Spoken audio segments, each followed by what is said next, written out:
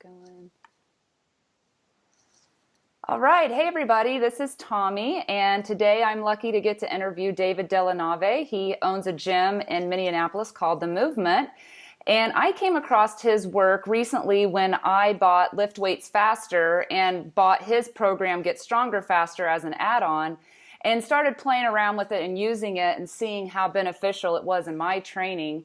And so personally, I want to find out more about it. And also I'm in the Unapologetically Powerful coaching program right now. So we're using it a lot, and with one of his trainers at his gym, Jennifer Blake. So thanks, David, for being on today.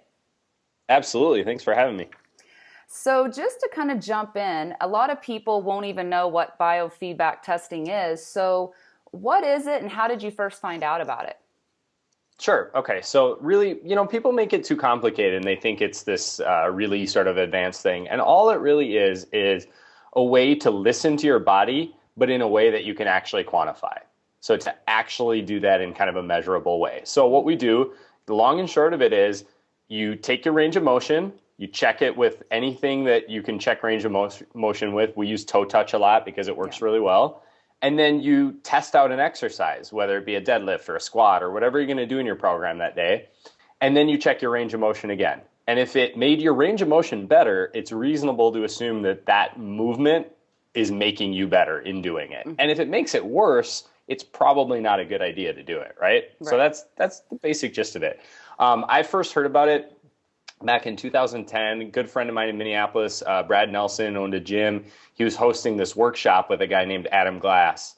And I went to the workshop and I actually helped them film it to create a DVD product out of it. Oh, wow. And I got to know those guys.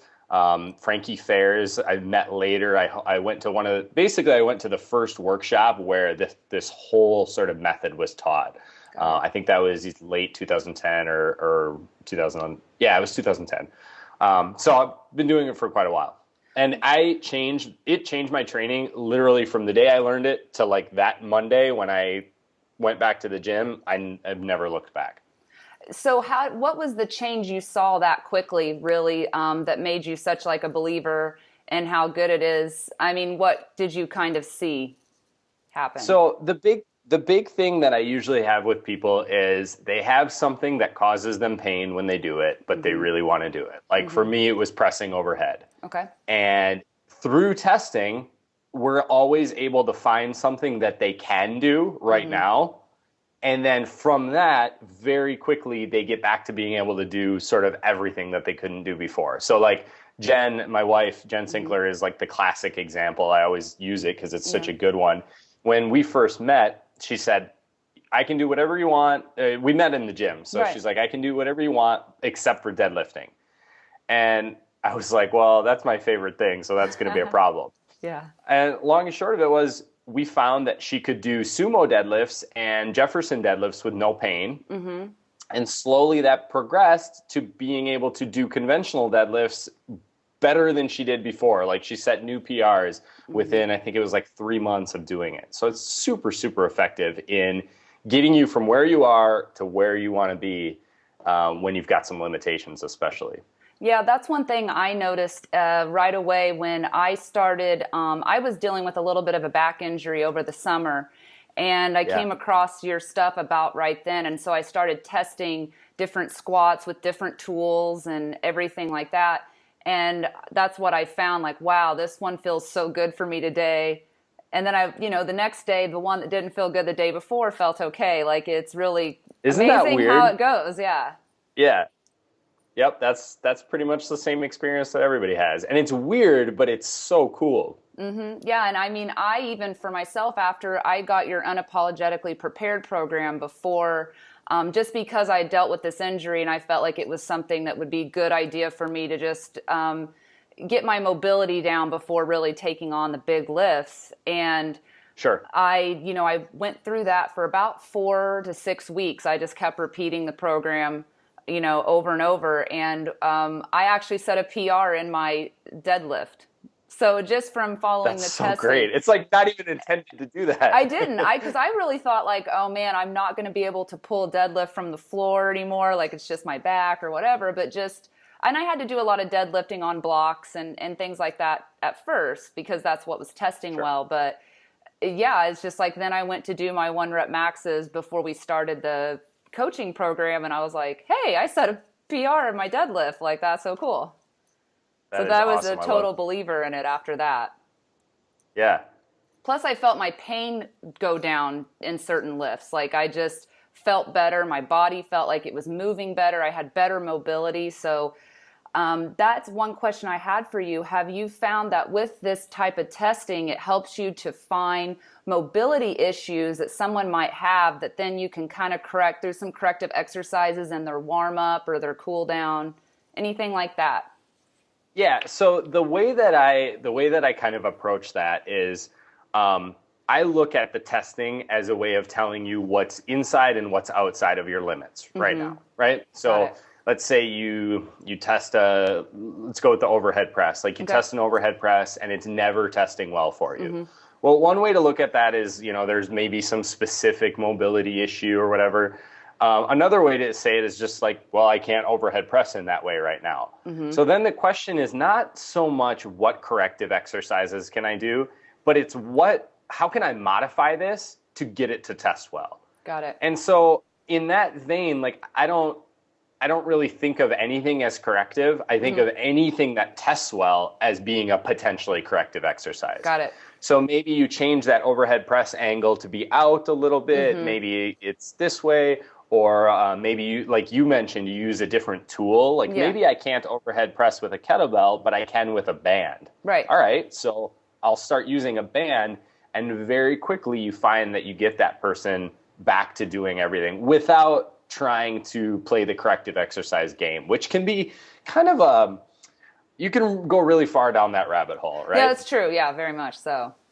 Yeah, and I think that doing it this way, you do the things you want to do anyway, you just vary them slightly. Right. Yeah. That was one thing, like I said, I just learned from doing all the different tests was that, yeah, sometimes a kettlebell feels better than a dumbbell. And it's just strange that just a little thing like that can make a difference, like how sometimes just doing a strict overhead press feels better than a push press. Yeah. So it was just really kind of enlightening for me to see like, wow, like this just changes how you feel after in your recovery too, just after the lift session is over.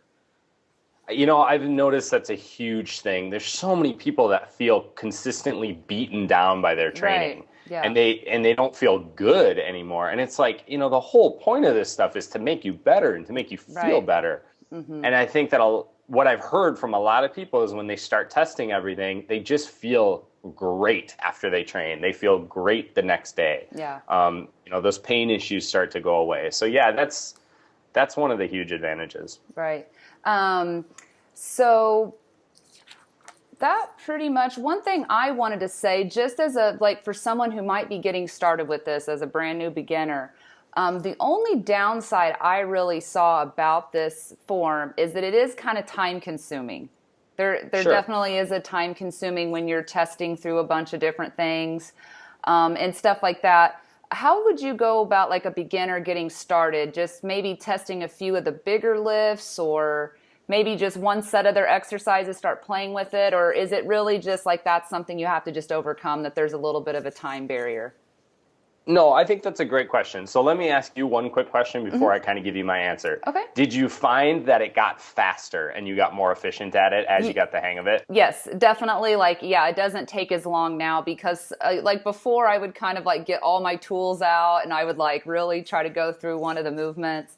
And now I just might test the movement without actually holding the kettlebell. I think I saw you do a video with Jen where you guys were you don't even have to really hold the tool, just go through that movement. Totally. So that's sped it up for me. That was the first point I want to make is once you get the hang of it, you get a lot faster. So yes, as with anything new, there's a learning curve, takes a little bit longer, but it gets quicker. The other thing that's important to note too, and there's this sort of feedback loop with this, is really we're just trying to get your intuition to be better too. Ultimately, the goal is not to physically test every single thing. The goal is to pay attention and know before you even test it that something is going to be good or bad because your intuition has been honed. Right. But back to your original question, I think there's basically three ways that you can approach using this. You can not test anything unless something feels off, and then you can use testing to kind of verify it. Okay. And if you already have a pretty good intuition, that might be a useful way to do it. The second way would be to just test the major components of your training session. So like you may already have a standard formatted program that has exercises, and you would just test those to make sure that they're good. If they're not good, then you might tweak it or make a change or substitution. And then the third way is to go like totally down the rabbit hole, testing every single thing, testing different tools. And that can be really valuable for the folks out there who maybe really struggle with a lot of pain issues, a lot of movement issues. Those are the folks that are in chronic pain. And those are the ones that'll find that a lot of things don't test well, and they have to experiment a lot to figure it out. Got it. The really healthy and functional among us can basically just go in the gym and do a pre-written program just the way it is, no modifications, because our bodies can handle a lot more stress. Right. But if you've got somebody who's already dealing with a load of stress, load of chronic pain, so on and so forth, they have to test a lot of stuff. So each person can figure out where they fit on that spectrum. Like, should I just test occasionally to confirm or verify something? Should I test the main components? That's usually where I advise most people to start. Just test your exercises. That's it. Yeah. And then if something doesn't test well, just substitute, some slight variation. Right. Or do I need to go all the way down the rabbit hole and kind of test everything imaginable? Yeah, because that was one thing that was coming up in the Unapologetically Powerful coaching group is sometimes if you're doing squats, sometimes for some people, none of the three variations test well at first. Like you don't really test that well for any of them. And so like maybe if you move on to some other exercises and then go back to it, sometimes you'll find like after your body's had some time to warm up and muscles make their connections, then you'll test okay for one of them. And I've had that experience too. So I think that's just valuable. Just keeping that open mind that it might not test well for me just right now, but I can come back to it. Yeah, totally. And that's the overarching point, is that your body's constantly changing. So what might be good today might be bad tomorrow, and vice versa. And this testing is just a way to be able to listen to that. We say it as trainers and coaches, we say listen to your body, but one, what does that really mean? And two, if you're super disconnected from your body's sensation because you haven't done anything with it in 50 years, it's awfully hard to listen to your body, right? Like you don't know what any of that language means. Right. And this is a way that anyone can quantify it. Yeah. No, I agree. That's so good. And then for people out there, I just want to get into a little bit for those people who are really trying to get stronger and, build muscle. This is valuable because it allows them to do a higher volume. Can you go into a little bit about how you can keep, as long as something keeps testing well, you can keep going? Yeah, so great point. And this is one of those things that sort of isn't intended to work this way, but it's a side benefit of doing something that is really agreeable to your body. What we've found is that you can do a lot more than you might think. So sometimes if you're taking the set to the point where it doesn't test well anymore, or excuse me, not the set, but all the sets, you'll find that a lot of times you can go way past that typical 3 to 5 set range, and you can do 6, 7, 8 sets for tremendously more volume. And the crazy thing is you wake up the next day and you don't feel like you did anything. Right. And, I can't explain all the muscle. I'd be making things up if I could explain the physiological mechanisms from that. But I think the best explanation is just like you're doing things that work really well for your body, and your body is ready to adapt to, so you can do more of it.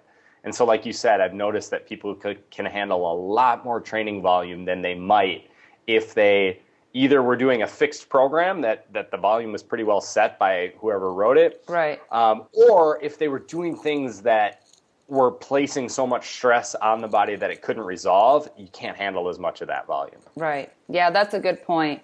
Is there anything else you want to add about this type of training?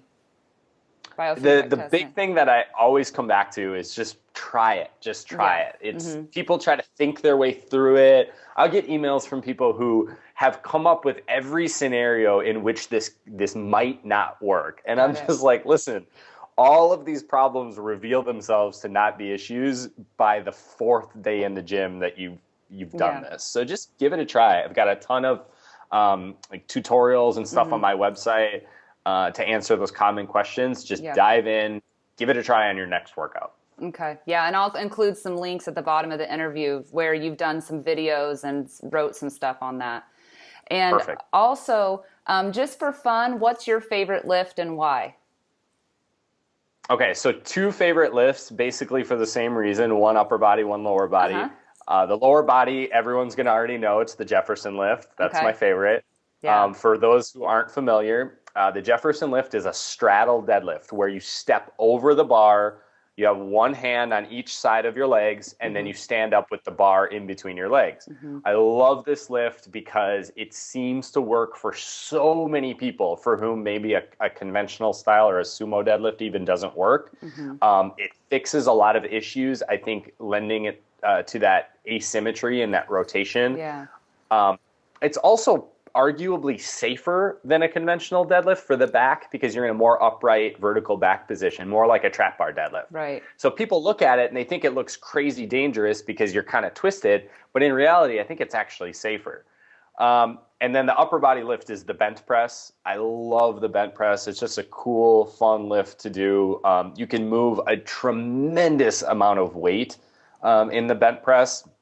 I'm like a terrible upper body presser. My bench press is so comically low. I think my best bench press is like 253, and I have one arm bench press to 175.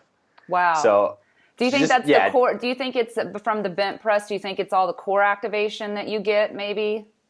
The core part is huge. And maybe because I've done so much of that type of stuff, it lends well to me.